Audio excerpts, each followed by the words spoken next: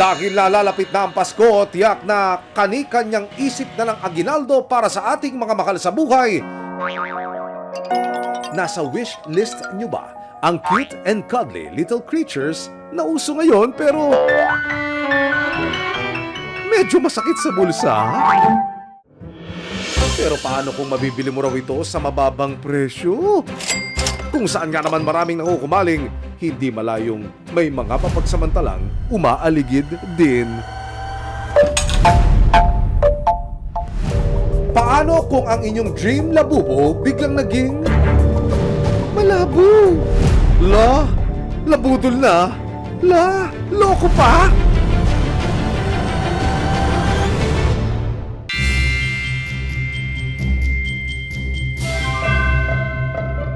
Hanap nyo ba'y Christmas giveaway na pwedeng pang display, Christmas anik-anik for your inaanak and the young at heart? Very cutesy, very fluffy, with twinkling and flashy eyes na napapalitan, naaayusan at nabibigisan pa.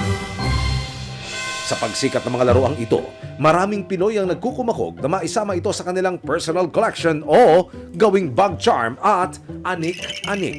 Tulad ni Jeddah, isang toy collector mula sa Quezon City. February nitong taon nang maisipan niyang isama ang Labubu doll sa kanyang collection. Sa ngayon, nasa mahigit 50 piraso na ang kanyang Labubu dolls at dahil sobrang ang in demand, naisipan naman ng 25 taong gulang na si Sandra na maging reseller ng Labubu dolls.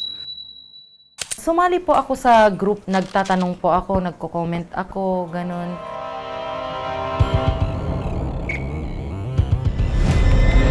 And then may nagchat-chat sa akin na mayroon akong on-hand Labubu, baka gusto mo. Natuwa si Sandra nang may nagpakilala sa kanyang alias Jones na isang Labubu seller daw. Hindi niya na nagawang magduda pa dahil very professional daw itong kausap. Sobrang kulit, ma'am. Ang galing po niya magsalita as in professional. Don't worry, legit naman ako, hindi ko sisirain yung pangalan ko. At lalo pa siyang nakampante nang nagawang makipag-video call pa sa kanya, ang di umano'y seller. Nakikipag-video call po siya, so nakita ko naman po siya na legit po siyang tao.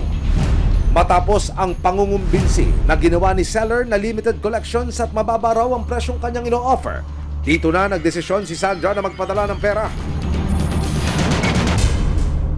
Bali sa order, kulang pa ako ng 500. So nagsend na naman po ako. Pero nang makapagpadala na si Sandra ng kabuang bayad ng 18,000 pesos, si seller ng Labubu naging malabo ng kausap. Ang dami niya na pong alibay na, inaway ako ng girlfriend ko. Pinapalayas na ako, bubugbugin ako ng tito niya. Doon na po ako nagalit na sabi ko, hingi ka ng hingi, wala pa naman pong dumadating na Labubu sa akin. Tapos tinakot po niya ako na baka i-post daw po niya ako kasi baka iskamin ko po siya. Ako pa po yung parang nagmukhang scammer.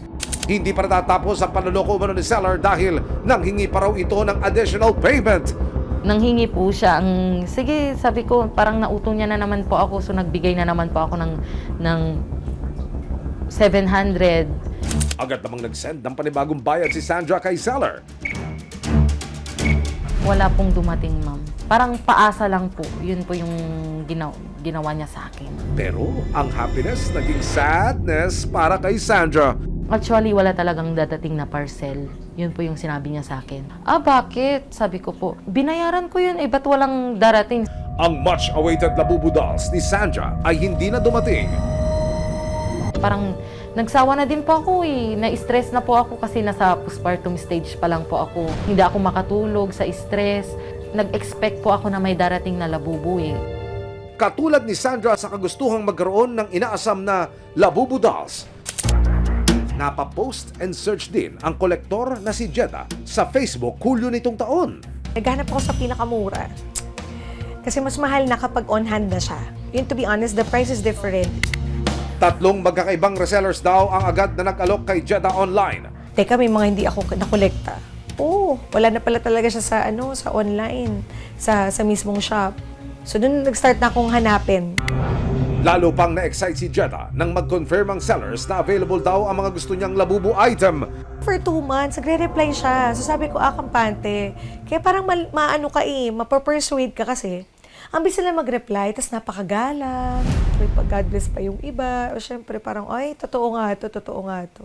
Dahil gigil na si Jetta na magkaroon ng Labubu dolls, agad din siyang nagpadala ng bayad na 120,000 pesos. Tapos sabay na transaction, magkaiba lang ng tao. Ilang araw pa lumipas, hindi pa man dumarating ang mga Labubu, ang sellers na pinagbilhan ni Jetta nang hihingi pa raw ng additional payment.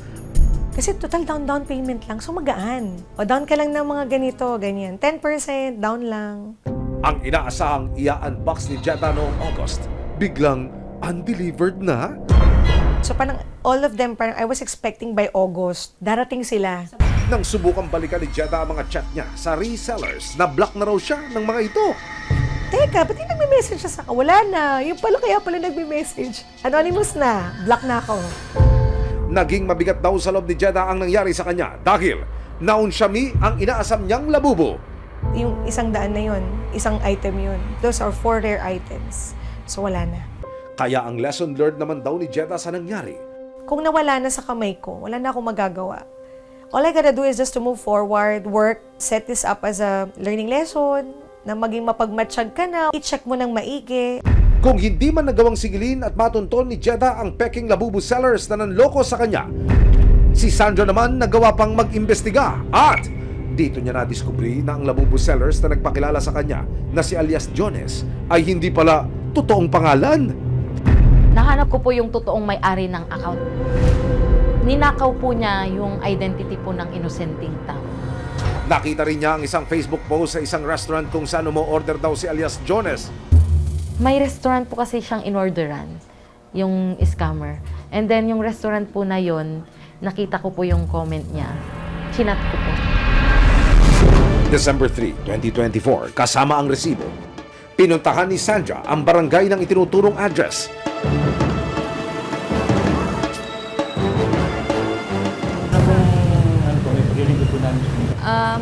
Mag-ano po sana ako, yung reklamo ko po about kay...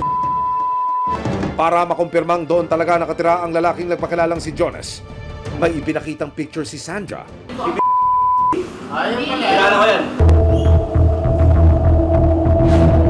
Kasama ang resibo.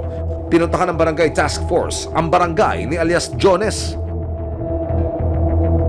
Nang puntahan ng resibo ang bahay ng nagpakilalang Labubu seller, tanging ang kanyang di umano'y lolo ang umarap sa barangay task force.